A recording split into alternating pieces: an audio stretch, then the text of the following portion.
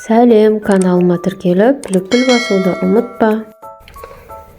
Сәлеметсіздер ме, құрметті әріптестер, сіздермен танымдық және зияткерлік дағдыларды дамыту папкасымен таныстырайын деп отырмын. Бұл ортаңғы топқа арналған.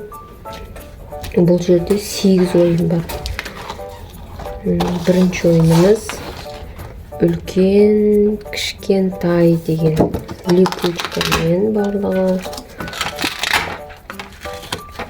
Мына жерде тағы қосымша суреттері бар. Балық, үкі. Мынандай тасбақамыз бар. 8 аяқ. Келесі екінші ойынымыз оңға солға деген. Burada липучкамен алынып салынады. Оңға солға. Бұның да қосымша мынандай суреттері бар. Оңға солға деген. Мынау екінші ойынымыз. Үшінші ойынымыз көп аз деген. Көп аз деген. Бір көп липучкамен алынып салынады. Бұның да қосымша мынандай суреттері бар. Құлпынай бір көп деп. Екінші ойынымыз. Үшінші ойынымыз шапалақ әдісі. Ортаңғы топ болғасын, бұл 5 санға дейін. Бұл жерде асықтармен. Асықтарды санай отырып, балалар шапалақтайды. Мысалы, 1 асық, 4 асық, 5 асық деп балалар ұрып ойнайды. Бұл жерде балалар санауды үйренеді. Келесі ойынымыз кеңістікті бағдарлау деген.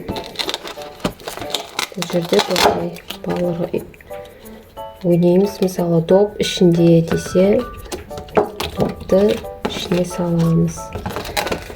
Жанында балаларға доп, алдында тұр қораптың, артында тұр, ішінде тұр, жанында тұр деп балалармен осылай ойнатады.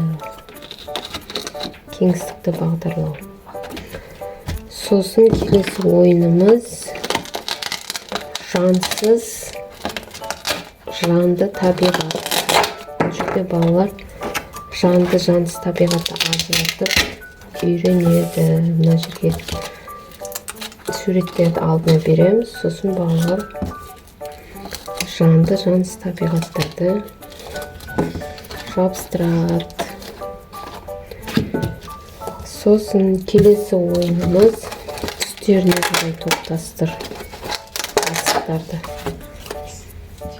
Түсіне қарай балалар топтастырады. Сосын соңғы ойынымыз пішіндер. Бұл жерде балалар алдына мынандай карточканы беріп қоямыз. Сосын пішініне қарай ұяшыққа орналастыр дейміз асықтарды. Балалар мына жерде асықты 4 бұрыш, 3 бұрыш,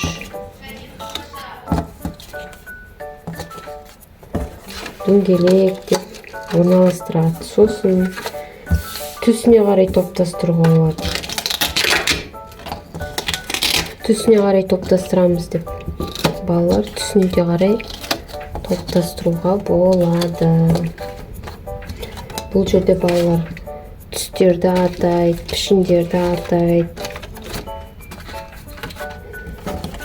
Осы біздің танымдық дағдыға байланысты ойындарымыз. Бұл жерде 8 ойын жинақталған. Рахмет, каналыма тіркеліп, лүпіл басуды ұмытпа.